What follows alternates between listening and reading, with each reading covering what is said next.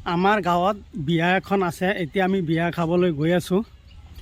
বিয়াত বহুতে দেখিছোঁ কাপ প্লেট নিয়ে, গ্লাছ নিয়ে, কিবা প্লাষ্টিকৰ এইটো নিয়ে বা সেইটো নিয়ে, কিবা কামত নাহে। আৰু যদিও কামত আহে অলপ দিনৰ কাৰণে কামত আহে, পিছত আৰু মনত নাথাকে।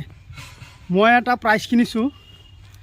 এতিয়া মোৰ আহাত আজিলৈকে কোনোবাই বিয়াত এনেকুৱা প্ৰাইজ দিছে নে নাই মই গম নাপাওঁ আজিলৈকে। আৰু মোৰো জীৱনৰ ফাৰ্ষ্ট এইখন প্ৰাইজ।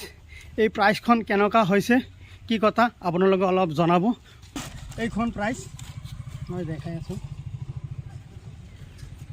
এইখন হ'ল প্ৰাইজ।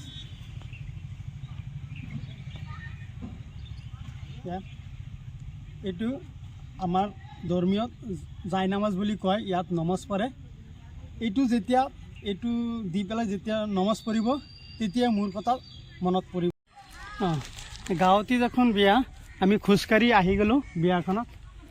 এইখন বিয়া পেণ্ডেল।